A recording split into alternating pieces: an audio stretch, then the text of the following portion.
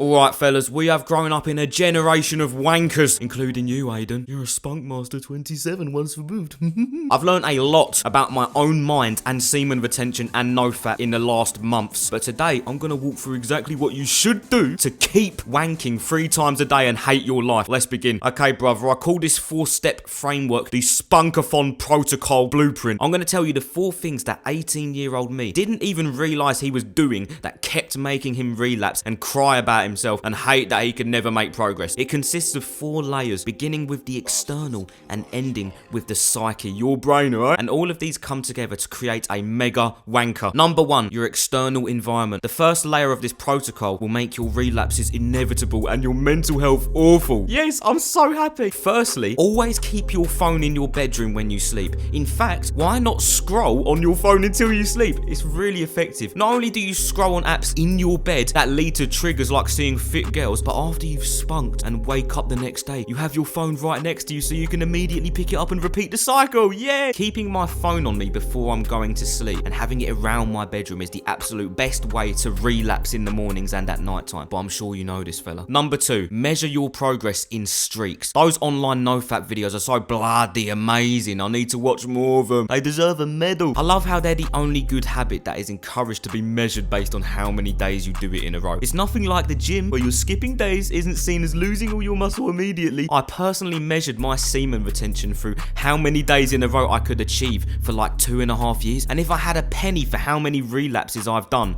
I might have £4 by now. Definitely don't do the healthier alternative of measuring your progress through habit trackers, a simple monthly checkbox that tracks your progress on a healthier month-to-month basis. Definitely avoid that and keep doing the autistic method of I have to get day 7 to get the testosterone peak, and then after that it'll be easy. Count the days and beat yourself up when you revert back to day 0. It's so sick. Number 3, this is where your identity comes into play. Keep aligning your identity with that of a person that beats his meat. I'm not saying I'm a perfect nofap god. Obviously I still slip up from time to time, but I've learned a lot recently about how the way you talk about yourself in your mind and through your tongue on a daily basis slowly begins to shape your actual identity. For example, I grew up drawing some things in the wrong color. My parents and family started to tell me and other people that I was colorblind, and I heard this so much that I just accepted it as who I was. Well, I keep being told I'm colorblind and I have evidence to back it up in my drawings, so I must be colorblind. So it wasn't until this year, at 21 years of age, that I really thought about my identity and realized how much those labels I've received throughout my life molded and shaped that part of my identity. Because I was told I was colorblind so much, I started to tell myself that too, and because of that I began to tell others, and I looked for evidence every week subconsciously to keep reinforcing the fact that I was still colorblind. Alright Kian, thanks for the sob story, but what has this got to do with becoming a wanker? If you want to continue to be a wanker for the rest of your life, then keep telling yourself through your words and your thoughts that you are a wanker. It's hard to stay on semen retention because I struggle with lust. I'm sure your brain loves hearing those words because you're just reaffirming the part of you that you're trying to change. I can't stop. Once I lose control, I just lose control.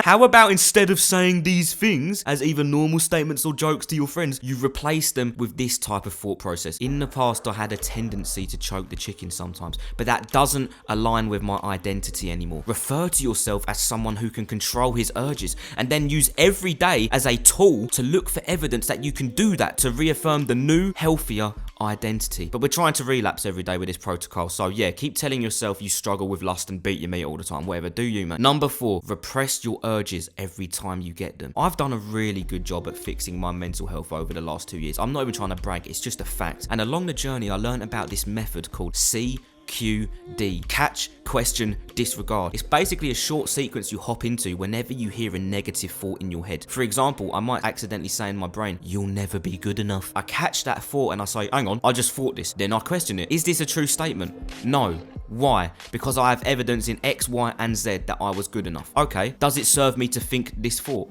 No. And once I questioned it, I can disregard it from my brain. Just chuck it away. It took me a long time, literally until this month, to realize that I can also apply this to my lustful urges? How did I not make this connection? For 2.5 years, I would get a sudden urge to do something naughty, and I'd basically try and push it to the back of my head. Oh my god, I had an urge. I need to destroy it. Get out. But repressing these emotional thoughts were the exact reason I was probably slipping up so much, because ignoring them doesn't send them away. In fact, it doesn't make any progress. So recently, I've been trying to get into the habit of catching these sudden thoughts and questioning them. Does it make sense to do the deed right now? No.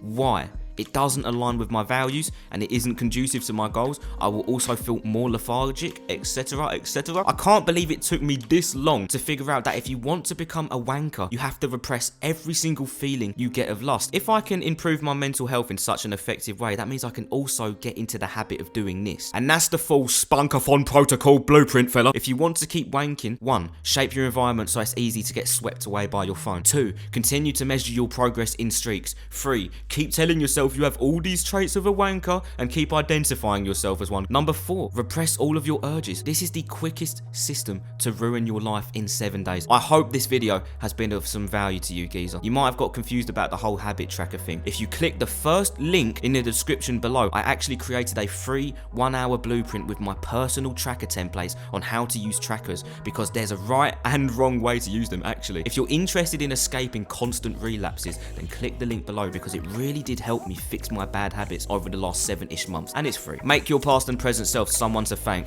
and keep chasing that best version of you 5 years in the future, fella.